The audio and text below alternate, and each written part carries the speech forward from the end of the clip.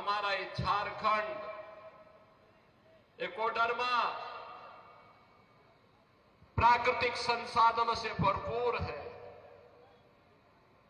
धरती आबा भगवान बिरसा मुंडा की पावन धरा है, शहीदों की धरा है।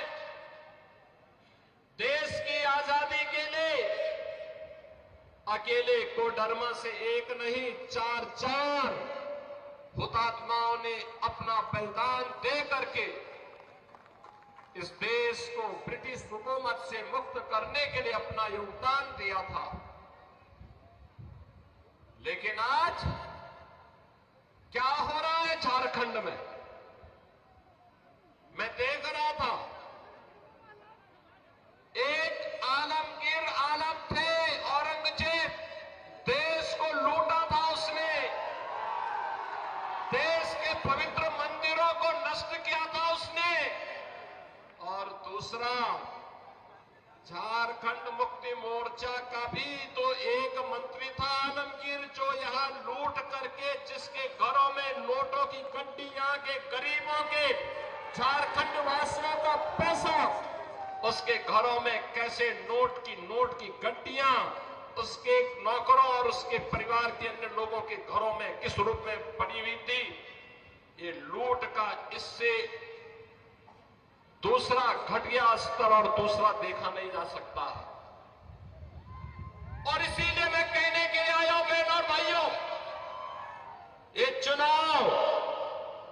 चुनाव उसी विकास के नाम पर जिन लोगों ने आपको छला है उसको जवाब देने का एक अवसर भी है। भारतीय जनता पार्टी, जहां कहीं पर भी भारतीय जनता पार्टी की सरकारें हैं, उन्होंने विकास का एक मॉडल दिया, उन्होंने विरासत का सम्मान किया। आप यही सोचिए,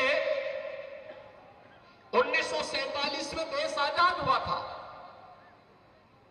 कांग्रेस को देश की जनता ने शासन करने का अवसर दिया था।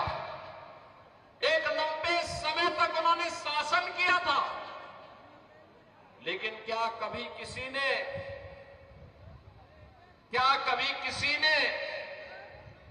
गरीबों के लिए ईमानदारी से कोई योजना चलाई? बहनों और भाइयों, मोदी जी जब 2014 में प्रधानमंत्री बने थे,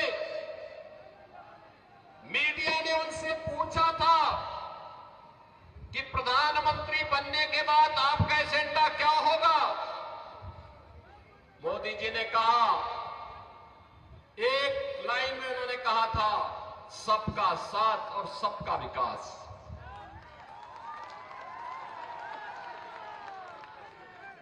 जाति, मत और मजहब के आधार पर नहीं, क्षेत्र और भाषा के आधार पर नहीं, बल्कि हर गांव का विकास होगा, हर नगर का विकास होगा,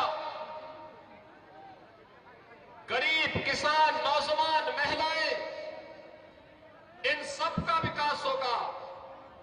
देश की सुरक्षा के साथ कोई भी समझौता नहीं होगा। देश का सुरक्षा का मॉडल क्या होना चाहिए, ये आज आप देख रहे होंगे। कांग्रेस की सरकारें हुआ करती थी, तब चीन हमारे देश के अंदर घुसता था, और आज आप देख रहे होंगे, समाचार रोज पढ़ रहे होंगे, आज चीन की सेनाएं पीछे हट रही हैं और वहां पर भारत की सेना गश्त कर रही है।